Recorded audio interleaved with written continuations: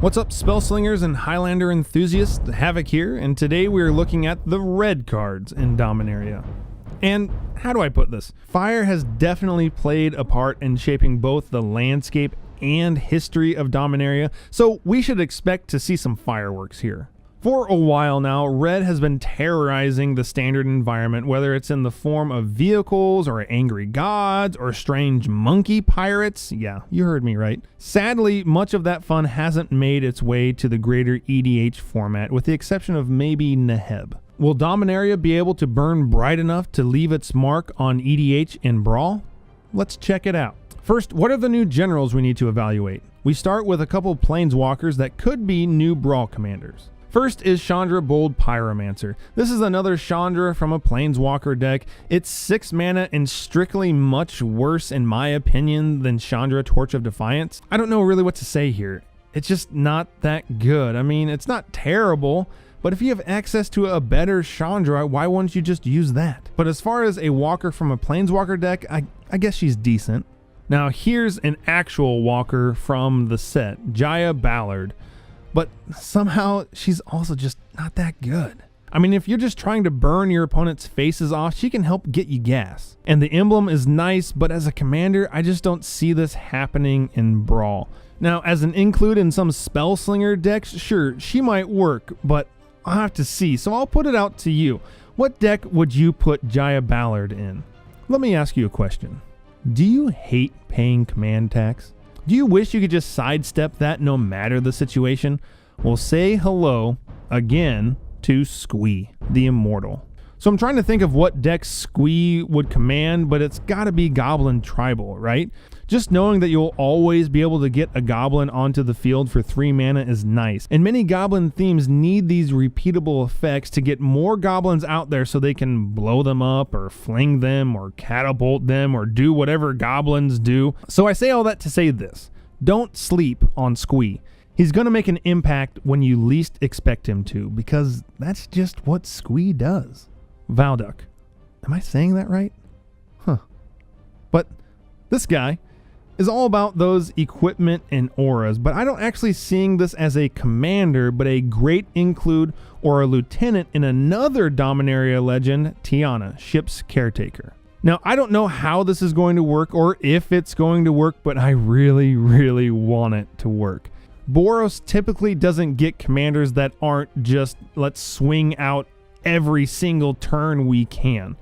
But we'll talk more about this in the multicolored review.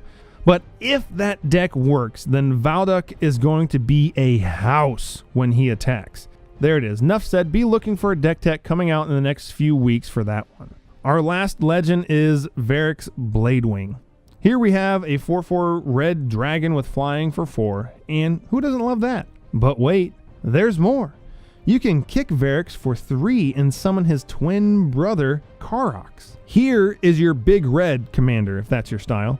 Great on turn 4 and even better on turn 7 or earlier if you can get enough mana ramp going.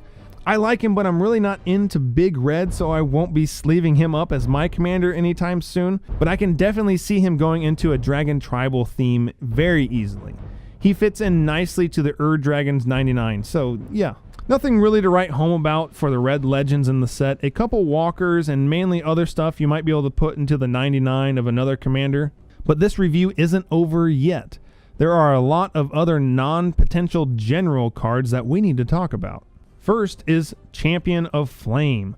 Wow, does this guy love auras and equipment? This guy obviously wants to be paired up with Tiana something bad, much like Valduk.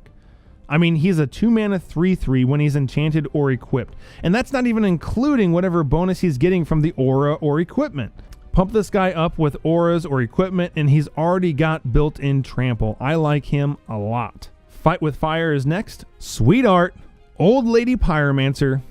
Don't like the card at all. 3 mana for 5 damage to a creature I guess is okay, but the kicker for 9 to deal 10 damage, I think it's a trap. If you get to 9 mana in a red deck, then you should be doing something a lot more awesome than just dumping it into this 10 damage arc lightning. So I'm going to have to pass. We also need to talk about Fire Fist Adept. Here is the first of many Wizards Matter cards. we might as well bring up the other two in this vein while we're at it. Gitu Chronicler and Gitu Journey Mage. Let's knock these guys out one at a time. The Fistfire Adept, his mana cost is just too high for the effect in EDH. The Chronicler is decent recursion for 6 mana to get back an instant or a sorcery, but still nothing to write home about. And the Journey Mage just pings your opponents for 2 damage. Not a fan. But let's leave the EDH discussion for a second and think solely about Brawl, where you might consider running a blue-red Wizards deck with Adeliz at the helm. In that deck, if you could have that ETB doubler guy, Naban, in there, and if he's on the battlefield, then you get each of these triggers twice. Now we're talking. Still, this is fragile and not reliable, but it's something. Alright, let's move on from these wizardy cards and talk goblins. Goblin Chain Whirler is our red card. So imagine this, you're in a mono red deck. Trust me, you're going to want to be mono red for this guy. And you cast him on turn 3 and just wreck all the mana dorks on the table, and you have this great 3/3 first striking goblin left over. Is this just an auto-include in every goblin deck? I'm thinking so. Speaking of auto-includes in goblin decks, the Goblin Warchief is back with some awesome new art. So if you're going to be that guy that runs a Goblin Tribal Brawl deck, make sure you don't forget this guy. The same could be said for the Siege Gang Commander and Skirk Prospector. Both great reprints. Now let's talk about Jaya's Immolating Inferno. So this card is depicting Jaya's Igniting, which is a pretty crazy event. I won't spoil it for you, but go read about how this happened. It's nuts. Equally nuts is this card. If you're still one of those degenerate Neheb players, then you just got a new toy right here. Pay X and it goes at 3 different targets? Wow. Just wow. Next is Radiating Lightning.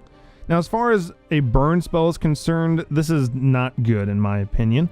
But I thought of a different purpose for this one, an Enrage Enabler. I have my Gisath Dino Tribal deck that is constantly looking for these pinging effects for the team. And I would target myself and gladly pay the 3 life in order to get all of the Enrage triggers across my entire dinosaur army. And the beautiful thing, chances are you're going to get some of that life back. So I'm considering this for my Dino Tribal deck. The first Eruption is a new saga coming out. What did I just say about Enrage triggers? And this one is arguably better than the last. Doesn't cost you any life to pull off, takes out your opponent's 1/1 mana dorks, and then ramps you on lore counter 2, and then if you need to, you can hit every creature for 3. It seems really good, but really niche also. So I'm not sure if every red deck wants a piece of this action here, but the dinosaur deck definitely does. Now let's talk about the Two-Headed Giant. I don't know if they made this card just so we could have a poster boy for the Two-Headed Giant format, but it's a pretty crazy card. If you like chaotic effects or gambling or flipping things, then you need to give Two-Headed Giant a go. Who knows? You could attack in and just be a beast, or you could just be a sad giant. The good thing is that you're only paying 4 mana for this creature, which I guess makes up for the randomness of the card. Again, if your Yidris or Atali deck just isn't scratching your chaotic itch anymore, well, here you go. Finally, we have Wizard's Lightning. Now here is a removal spell. Targets anything, 3 damage for 3 mana, and if you have a wizard on board, which let's face it, you should if you're running this card, then this is just Lightning Bolt. Love it, and I love how they're trying to bring back these iconic cards, but in a more fair way. Well, there you have it. As far as EDH goes, not really that much here, but in the Brawl world, there is a lot to be excited for. Red Goblins or Blue-Red Wizards really isn't my thing, but you better believe that I'm brewing up something spicy for you Brawl players that are. So what do you think? Did I miss any red cards that you saw and wanted to burn my face off for missing? Let me know. I'm serious. I really want to know. If you like this video and want to see more, please give me a like. It helps out a lot.